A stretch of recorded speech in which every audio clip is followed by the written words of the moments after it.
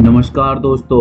आज की इस वीडियो में हम बात करेंगे इतिहास के एक ऐसे आदमी की जिसने भारत के लिए बहुत ज्यादा योगदान दिया। मूल रूप से वह अमेरिकी था, लेकिन हिंदुस्तानियों के लिए जो उसने किया वो एक हिंदुस्तानी भी हिंदुस्तान के निवासियों के लिए नहीं कर सकता था। अमेरिका की जाने माने परिवार का बेटा और stocks and Paris machine company का वारिस होते हुए भी सैमुअल इवांस स्टॉक्स जूनियर ने अपना जीवन भारत में कोढ़ से पीड़ित मरीजों की सेवा करते हुए बिताया।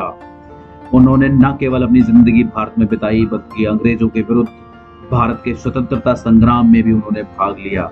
ये कहानी है स्टॉक्स जूनियर की, जो सत्यानंद बने और सत्यानंद बनकर गरीबों के हितों के लिए अपना सर्वोच्च न्योछावर कर दिया और भारत के स्वतंत्रता संग्राम में सेनानी भी रहे। आज उन्हीं की जिंदगी के बारे में हम आपको कुछ बताने जा रहे हैं। साल 1904 में अमेरिका में अपनी आराम की जिंदगी को छोड़ सैमुअल भारत आए। उनके पिता को लगा कि उनका बेटा कुछ समय के लिए ट्रिप पर जा रहा है, लेकिन वे इन बात से अनजान थे कि उनका बेटा भारत का ही मूल निवासी बन जाएगा। सैमुअल ने भारत आकर हिमालय की गोद में शिमला के पास कोढ़ पीड़ितों की सेवा करना शुरू कर दिया। इनकी परपोती आशा शर्मा ने इनकी बायोग्राफी में लिखा है कि वो जब लोगों के लिए काम कर रहे थे तो लोग उन्हें विदेशी समझते थे, इसलिए उन्होंने अपनी जिंदगी में पूरी तरीके से परिवर्तन लाना शुरू कर दिया। उन्होंने भारत की भाषा बोलनी शुरू कर दी और जब वो पहाड़ों पे रहते थे तो पहाड़ी बोली भी उन्होंने सीख ली। भारतीयों की तरह कपड़े भी पहनना शुरू कर दिए। इस तरह धीरे धीरे सैमुअल को लोग अपना जैसा ही समझने लगे और उनमें एक अपनेपन की भावना का विकास होने लगा। साल 1912 में सैमुअल को एक राजपूत क्रिश्चियन मूल की लड़की बेंजामिन एनगिन्स से प्यार हो गया, जिससे बाद में उन्होंने शादी भी कर ली। साल 1916 में सैमुअल को अमेरिका में उगाए जाने वाले सेब की एक प्रजाति के बारे में पता लगा। जब उन्होंने रिसर्च की तो ये पाया कि हिमालय की जो मिट्टी है और यहाँ पर जो मौसम पाया जाता है, उस मौसम में वो सेब की खेती बड़े आराम से कर सकते थे। लोगों के लिए उन्होंने सोचा कि इससे उन्हें जो पहाड़ी लोग हैं उनके लिए रोजगार भी उपलब्ध हो जाएगा। उन्होंने अपने संपर्क के जरिए दिल्ली के मार्केट के रास्ते भी लोगों के लिए खुलवा दिए, इसलिए सैमुअल को हिमालय का जोहनी एप्पल सीड भी कहा जाता है। तो भारत में सेब को लाने वाले एक विदेशी थे। यदि आप भारत में सेब खा पा रहे हैं तो वह सत्यानंद उर्फ सैमुअल की ही देन है। एक और वजह है जो उनको बहुत ज्यादा याद किया जाना चाहिए। भारतीयों पर ब्रिटिश राज का सैमुअल ने हमेशा ही विरोध किया था।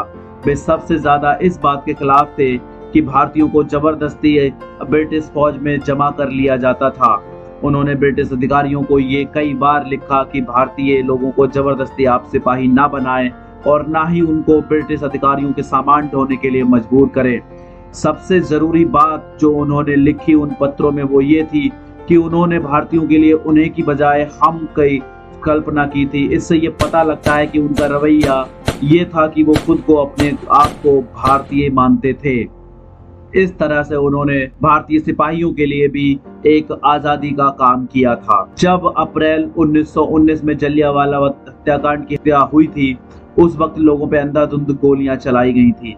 जब सैमुअल ने ये घटना देखी तो उन्होंने इस आंदोलन में शामिल होने का प्रण लिया और वह पीसीसीसी के सदस्य बने। ये एक पंजाब प्रांतीय कांग्रेस कमेटी थी।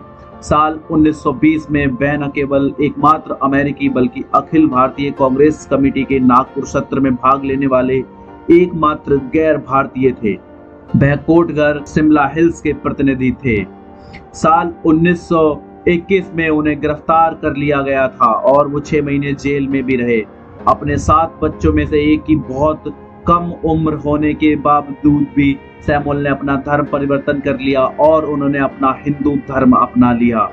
वे सैमुअल स्टॉक से सत्यानंद बन गए। उनकी पत्नी ने भी अपने पति के रास्ते को अपनाते हुए हिंदू धर्म अपनाया और अपना नाम प्रिय देवी रख लिया। उन्होंने अपने सभी बच्चों को भारतीयों की तरह पाला। उन्होंने कहा, मैं एक केवल भारतीय नहीं बल्कि इस भारत की मिट्टी में ही मिल जाने वाला इसका ही एक अंग हूँ।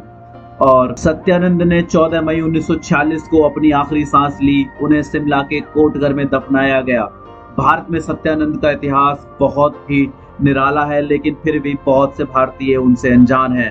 हालांकि हिमाचली किसान उन्हें देश सेव के दाता के रूप में याद रखें, लेकिन भारतीय स्वतंत्रता संग्राम में उनकी भूमिका बहुत उल्लेखनीय रही। भारतीय इतिहास के पन्नों में उन्हें भले ही स्थान न मिला हो, लेकिन हम सब भारतीयों का ये फर्ज है कि उनको हमेशा याद रखें।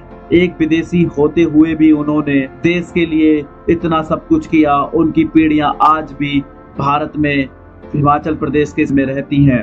तो इससे ये पता चलता है कि भारतीय संस्कृति इतनी ज्यादा विशाल और विराट है कि यहाँ पर